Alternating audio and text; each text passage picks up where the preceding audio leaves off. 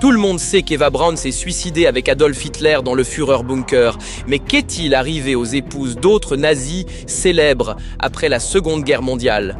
Lina Heydrich, par exemple, l'épouse de Reinhard Heydrich, l'un des principaux architectes de l'Holocauste, a suscité à plusieurs reprises la controverse même après la guerre. Pendant la période nazie, elle n'était en aucun cas inférieure à son mari en termes de cruauté. Elle observait régulièrement les travailleurs juifs depuis chez elle avec des jumelles et les dénonçait immédiatement s'ils ne travaillaient pas comme ils le devaient, afin qu'ils puissent être sévèrement punis. Lina Heydrich a été arrêtée après la fin de la guerre, mais son influence et ses relations lui ont permis d'être rapidement libérée. Ainsi, jusqu'à la fin des années 1960, elle a tenu une maison d'hôte à Fehmarn, où se tenaient fréquemment des réunions avec les anciens camarades SS de son mari, au cours desquelles les participants se remémoraient le bon vieux temps. Jusqu'à sa mort en 1985, Lina Heydrich n'a montré aucun signe de distanciation par rapport à l'idéologie nazie. Au contraire, elle a tenté toute sa vie de minimiser les crimes de son mari et de le présenter comme un homme honorable. Ich bin auch heute noch der Meinung, dass die Aufgabe, die mein Mann damals hatte, eine reine positive Aufgabe war und dass das Beste für die Tschechei glaubte machen zu können.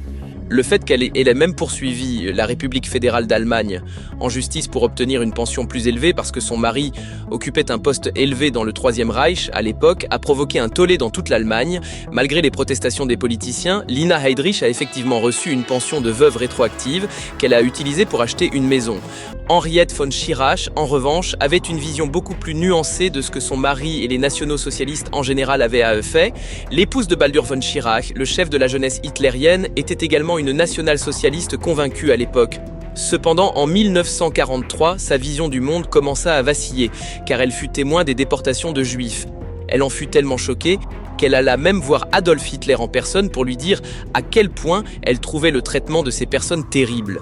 Le dictateur fut tellement perturbé par sa sentimentalité, comme il l'appelait, qu'il ne les invita plus jamais, elle et son mari, chez lui. Bien qu'Henriette von Schirach ait déjà eu des doutes sur le national-socialisme pendant la guerre et qu'elle ait divorcé de son mari en 1949, alors qu'il était prisonnier de guerre, elle ne s'est jamais complètement éloignée de lui. En fait, dans les années 1950, elle s'est même rendue à Londres pour persuader le ministre britannique des Affaires étrangères de libérer son mari et d'autres criminels de guerre célèbres. En 1982, 9 ans avant sa mort, Henriette von Schirach publia un livre d'anecdotes sur Hitler dans lequel elle le décrivait comme un « Autrichien cool ». Ilse Hess, l'épouse de Rudolf Hess, adjoint et confident d'Hitler, a pris un chemin différent. Après avoir vécu pendant de nombreuses années une vie confortable et prestigieuse aux côtés de l'un des hommes les plus puissants du Troisième Reich, elle a dû faire face à une réalité complètement différente après la guerre, dans une Allemagne libérale et démocratique, et cela ne lui plaisait pas du tout. Elle est donc restée nationale-socialiste jusqu'à sa mort en 1995, à l'âge de 95 ans. Elle a rendu visite à Rudolf Hess en prison et a travaillé sans relâche pour obtenir la libération de son mari. Mais ce n'est pas tout. Elle était également active dans les milieux d'extrême droite, soutenait des organisations néo-nazies et publiait des livres dans lesquels elle faisait l'éloge du national-socialisme. Ilse Hess tenait également une petite pension de famille dans la région de l'Allgäu. Alors que de nombreuses épouses de nazis célèbres ont pu mener une vie assez confortable après la guerre et sont restées fidèles à l'idéologie nazie jusqu'à la fin de leur vie, la vie riche d'Emmy Göring a pris fin brutalement à la fin de la guerre. Pendant le Troisième Reich, l'épouse de Hermann Göring était une actrice populaire et couronnée de succès. Elle et sa famille vivaient dans le luxe absolu et en plus de diverses propriétés, le couple possédait même son propre yacht. Après la fin de la guerre, elle fut cependant arrêtée par les Américains et condamnée à une peine de prison dans un camp de travail. En outre, une grande partie de ses biens furent confisqués et Emmy Göring se vit également interdire d'exercer le métier d'actrice pendant 5 ans. Dans le camp, elle tomba si malade qu'elle dut rester alitée presque constamment. Bien qu'elle ait reçu une maison dans les années 1950 qui avait été confisquée à la fin de la guerre, Emmy Göring a été contrainte de la revendre quelques années plus tard pour des raisons financières. En 1967, quelques années avant sa mort, elle publia le livre « Aux côtés de mon mari », dans lequel elle se présentait comme une personne totalement apolitique. Nous poursuivons avec l'une des femmes les plus cruelles et les plus tristement célèbres du Troisième Reich. Il s'agit d'Ilse Koch, qui en raison des nombreux crimes dont elle a été reconnue coupable, n'aurait eu absolument aucune chance de se présenter comme une personne apolitique après la guerre. Elle était l'épouse du commandant du camp de concentration de Buchenwald, Karl Otto Koch. Tout comme lui, elle a commis des atrocités impensables contre les prisonniers du camp. Connue sous le nom de sorcière de Buchenwald, Ilse Koch prenait un grand plaisir à humilier et torturer les prisonniers, et tout le monde dans le camp la craignait. Cependant, après son arrestation à la fin de la guerre, Ilse Koch a tenté de nier tous ses crimes. Elle a même prétendu qu'elle n'avait rien remarqué du traitement horrible infligé aux prisonniers. Cependant, cela ne l'a pas sauvée. Ilse Koch a été la seule femme parmi les criminels de guerre à être condamnée à la réclusion à perpétuité. Après 20 ans de prison, elle a finalement mis fin à ses jours dans sa cellule. En revanche, Annelie von Ribbentrop a réussi à se construire une vie confortable après la fin de la guerre. Épouse du ministre des Affaires étrangères d'Hitler et l'un des principaux responsables de la politique étrangère nationale-socialiste, elle a réussi à bâtir une vie confortable et aisée après la fin de la guerre. Après la condamnation à mort de son mari en 1946 et son exécution, elle s'est d'abord installée en Suisse, où elle a vécu avec ses enfants dans des conditions relativement modestes. Malgré la stigmatisation liée au fait d'être la veuve d'un criminel de guerre condamné, elle réussit à se relever en tant que fille d'un célèbre producteur de champagne. Annelie von Ribbentrop utilisa ses connaissances financières et ses relations pour sécuriser et reconstruire la fortune familiale.